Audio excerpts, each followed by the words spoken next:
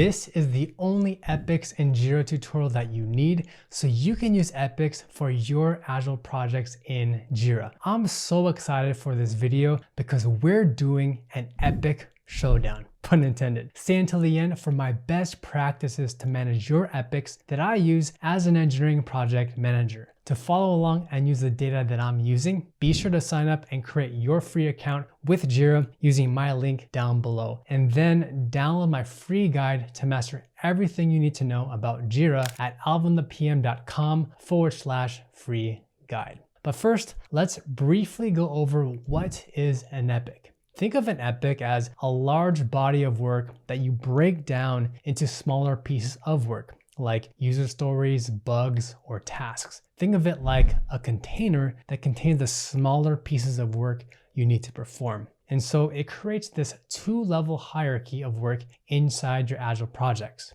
Epics at the very top, and then the different types underneath it. If you're having trouble understanding this, an epic is just a really large, high-level objective or feature that will take multiple iterations or sprints to create. So you can have a list of 5 or even 6 epics that could take your team an entire year to develop for the first release of your software project. So once you set up your Jira account, you should see what I'm showing on the screen. By the way, as of the date that I'm recording this, Atlassian recently updated the interface of the Jira software. This video does reflect this updated interface, but in the future, this could change. However, the core fundamentals and the principles with how to use epics should stay the same. Now, when I sign into Jira, it automatically takes me to this page. So I'm going to click on my project here for an e-commerce shopping app. And it's going to take me directly to my active sprint board to see all the user stories that are involved with the project. We can click on the top menu here for backlog.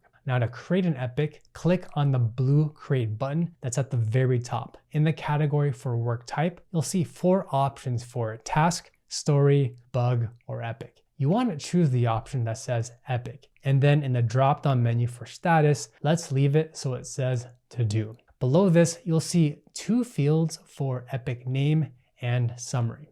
Pro tip from me, I like to name both of these fields using the same exact text. And the reason is pretty simple. Jira uses the epic summary as the actual title that you're going to see inside your backlog, your active sprints, and your timeline. To save you the headache, type in here a very short, concise description of the feature that your team is developing. Let me show you why. Inside my backlog, as we scroll down, you'll see in this column these colored labels, which represent the different epics that we have for our Jira project. I have named all of my epics with very short, concise words. That way it's clear which epic that specific user story belongs to. Now for this user type, if I click on the plus epic button in this column, a drop-down menu appears where I can assign an epic to an issue. You'll see that all the epics that I wrote only have a few words to it and nothing longer. But if we had written a much longer sentence like optimize the functionality of the user's experience in the shopping cart for the epic summary, as I'm showing here, it would be truncated in its label and it would be a lot harder to find out what epic it's actually associated with. So the key takeaway here is write your epic summaries so that they're short and concise with less than a few words so you can easily identify which user story or bug that it's assigned to. Now, what if you need to create a long list of epics? What do I recommend? Well, the very fast and the most easiest way to do that is actually by using the timeline feature. Inside of Jira, you'll see the timelines button in this top menu here at the very left side. When you click it, you'll see this screen. Your epics are listed on the left-hand side of our screen. And then on the right side, that's where we see the timeline for when we'll create the features that are tied to each epic. Right now, we have 7 total epics. So shopping cart, canceling orders, user account, and all the way until our last epic for shopping location. Let's add 3 more epics to our software project. At the very bottom where it says create epic, left click that button and you'll see text here that says what needs to be done. We'll go ahead and we'll type in our epic for shopping deals. Press enter and you'll see that it automatically creates the epic and it assigns an ID to it. Let's add another epic that's called best sellers to this list in the same way by clicking on Create Epic. And finally, let's add another epic for Shop by Department and then press Enter. Once you're done, there's one important thing you have to keep in mind. You still have to go back and fill in the details for your epic descriptions since the fields don't automatically populate. So if we go to the panel on the left-hand side and we select our second epic for bestsellers, I can scroll down on the right panel and I can find the field for fixed versions. And then I can pick the option for version 4, just as an example. You can repeat this step for any other epics that you added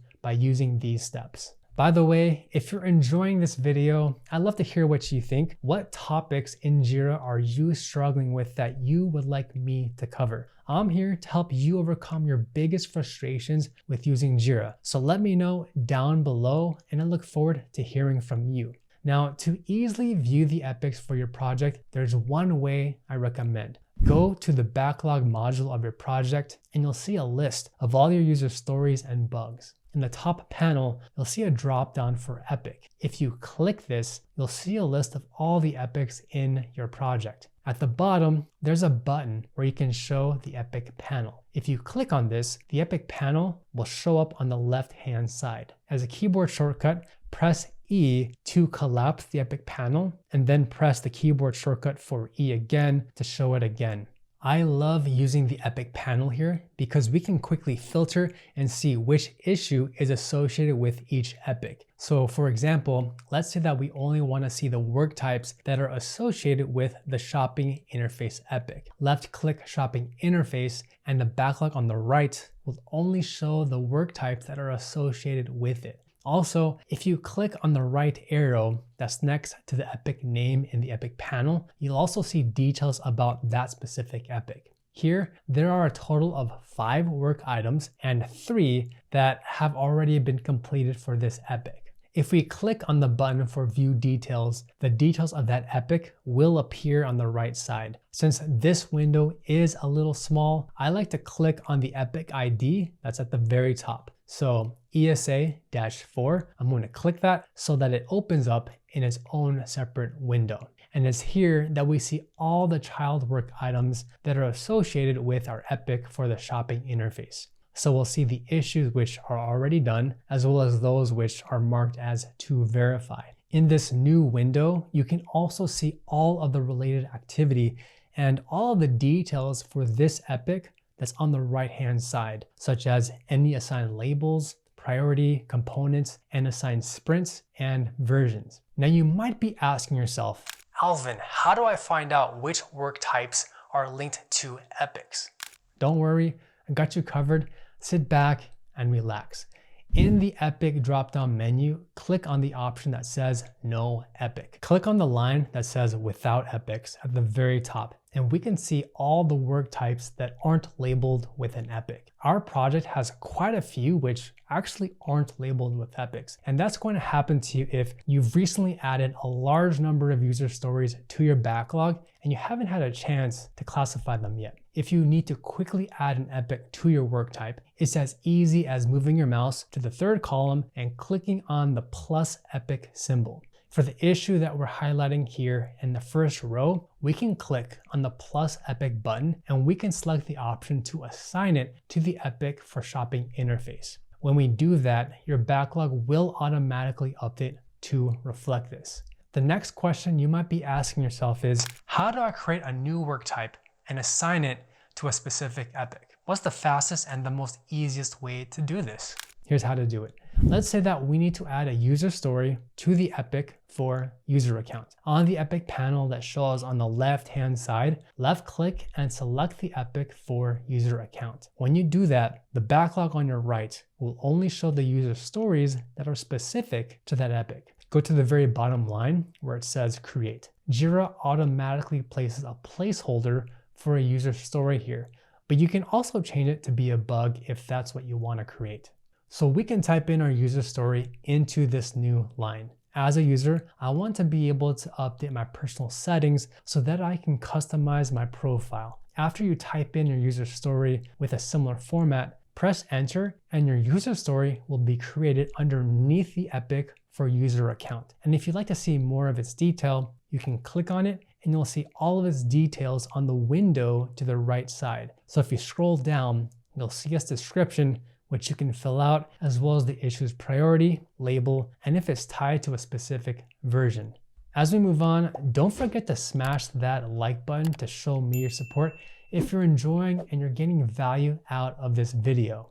Now, if you made it this far, then you are in for a treat. My friend, I'm holding nothing back and I'm sharing my best practices that I follow as a project manager whenever I'm using epics. First, make sure your epics are sized appropriately so that they're not too large, but not too small that they're completed in 2 or 3 sprints. Before you create a bunch of epics, do a double check. Actually verify that the epic contributes to your project's overall objectives. You don't want to just keep adding epics left and right and be trigger happy. Otherwise, it's gonna make your Jira project really clunky and you'll have this really long list of epics that don't even move the needle.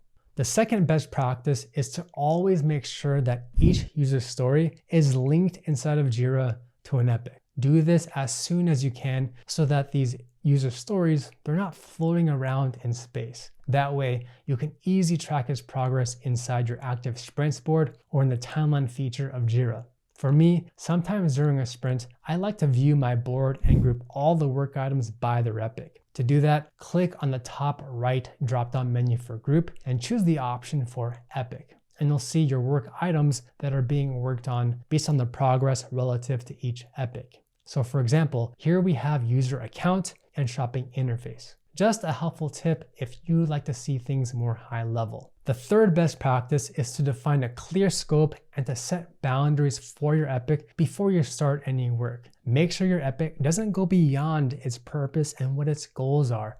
Otherwise, it's going to be going, and it's a never-ending story, pun intended here. So speaking from personal experience, it helps a lot if you can define what it means for an epic to be done. That way the team agrees what must be delivered to the customer so that it's done. If you're leading Agile projects, this is just one aspect of Jira to understand. To learn how to use Jira and go from beginner to expert, please watch my free course here, and I'll see you in the next video.